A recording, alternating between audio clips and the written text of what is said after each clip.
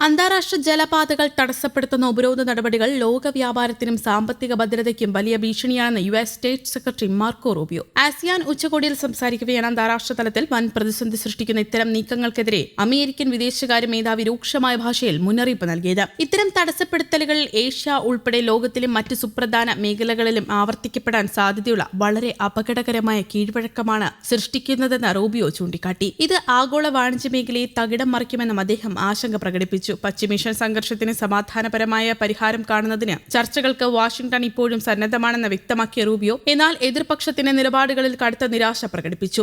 ഇറാനെതിരെ അതിശക്തമായ വ്യോമാക്രമണം തുടർന്ന് അമേരിക്ക രംഗത്തുണ്ട്. ഇറാനിലെ പ്രധാന നഗരങ്ങളായ ബുഷഹർ, തബരിസ് എന്നിവിടങ്ങളിലെ സൈനിക തന്ത്രപ്രധാന കേന്ദ്രങ്ങളെ ലക്ഷ്യമിട്ട് യു.എസ്. വ്യോമസേന ആക്രമണം നടത്തി. എന്നാൽ സൈനിക നടപടികൾ അവസാനിപ്പിക്കില്ലെന്നും വരും ദിവസങ്ങളിലും കനത്ത തിരിച്ചടി ഉണ്ടാകുമെന്നും അമേരിക്കൻ പ്രസിഡന്റ് ഡൊണാൾഡ് ട്രംപും ഇറാന് ശക്തമായ താക്കീത് നൽകി. മേഖലയിൽ അമേരിക്ക നടത്തുന്ന സൈനിക ഇടപെടലുകൾ തുടരുമെന്ന സൂചനകളാണ് ട്രംപിന്റെ പ്രസ്താവന നൽകുന്നത്. ഇറാന്റെ ഭാഗത്തു നിന്നുണ്ടാകുന്ന ഭീഷണികൾ പൂർണ്ണമായി അവസാനിക്കുന്നതുവരെ ആക്രമണം തുടരുമെന്ന് ട്രംപ് വ്യക്തമാക്കി. ഇരു രാജ്യങ്ങളും തമ്മിലുള്ള സൈനിക ഏറ്റുമുട്ടൽ രൂക്ഷമായതോടെ മിഡിൽ ഈസ്റ്റിൽ വൻ സംഘർഷാവസ്ഥയാണ് രൂപപ്പെട്ടിരിക്കുന്നത്. പശ്ചിമേഷ്യയിൽ യുദ്ധഭീതി ശക്തമായതോടെ ആഗോള എണ്ണ വിപണിയിൽ വൻ വിലക്കയറ്റമാണ് അനുഭവപ്പെടുന്നത്. ബ്രെന്റ് ക്രൂഡ് ഓയിൽ വില ക്രമാതീതമായി ഉയർന്നു. ഹോർമൂസ് വഴിയുള്ള എണ്ണക്കപ്പൽ ഗതാഗതം തടസ്സപ്പെടുന്നത് ലോക സമ്പദ് വ്യവസ്ഥയെ പ്രതിസന്ധിയിലാക്കിയിട്ടുണ്ട്. യു.എസ്. ഇറാൻ പോരാട്ടം ശക്തമായ പശ്ചാത്തലത്തിൽ അന്താരാഷ്ട്ര തലത്തിൽ വീണ്ടും നയതന്ത്ര ഇടപെടലുകൾ സജീവമായിട്ടുണ്ട്. സംഘർഷം കൂടുതൽ രാജ്യങ്ങളിലേക്ക് പടരുന്നത് തടയാൻ യു.എൻ. അടക്കമുള്ള ആഗോള സംഘടനകളും വിവിധ രാഷ്ട്ര തലവന്മാരും അടിയന്തര ഇടപെടലുകൾക്കും ശ്രമിക്കുകയാണ്. അതേസമയം കുവൈത്തിലെയും ബഹ്റൈനിലെയും വ്യോമ പ്രതിരോധ സംവിധാനങ്ങൾ ഉൾപ്പെടെയുള്ള അമേരിക്കൻ സൈനിക താവളങ്ങൾ ആക്രമിച്ചതായി ഇറാന്റെ ഇസ്ലാമിക് റവല്യൂഷണറി ഗാർഡ് അറിയിച്ചു. ഇറാനിലുടനീളമുള്ള വിവിധ ഇടങ്ങളിൽ യു.എസ്. സേന തുടർച്ചയായി 10 രാത്രികളിൽ നടത്തിയ ആക്രമണങ്ങൾക്കുള്ള തിരിച്ചടിയായാണ് ഈ നീക്കം. ബഹ്റൈനിലെ 2 വ്യത്യസ്ത ഔട്ട് പോസ്റ്റുകളിലെ 2 വ്യോമ പ്രതിരോധ സംവിധാനങ്ങളും ഒരു റഡാർ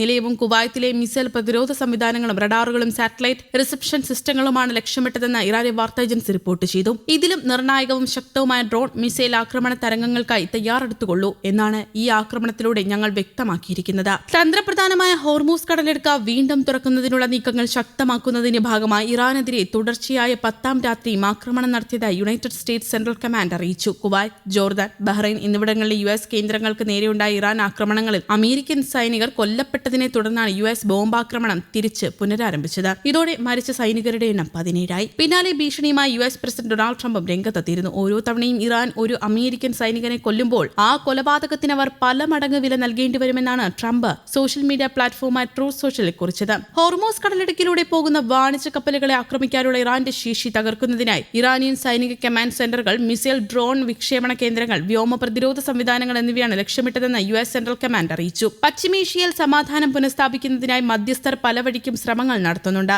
ഇതിന്റെ ഭാഗമായി ഇറാന്റെ ആഭ്യന്തരമന്ത്രി എസ്കന്ദർ മൊമോനി പാകിസ്ഥാൻ സന്ദർശിച്ചിരുന്നു. Pakistan army chief field marshal Asim മുനീറുമായും പ്രധാനമന്ത്രി ഷഹബാസ് ഷെറീഫുമായും അദ്ദേഹം കൂടിക്കാഴ്ച നടത്താൻ നിശ്ചയിച്ചിട്ടുണ്ട്. കഴിഞ്ഞ മാസം യു.എസും ഇറാനും ഒപ്പിട്ട കരാർ ഹോർമൂസ് കടലിടുക്കിലൂടെയുള്ള വാണിജ്യ കപ്പലുകൾക്ക് നേരെയുള്ള ആക്രമണങ്ങളെ തുടർന്ന് യു.എസ്. സൈന്യത്തിന്റെ തിരിച്ചടിയെ തുടർന്നുമാണ് തകർന്നത്.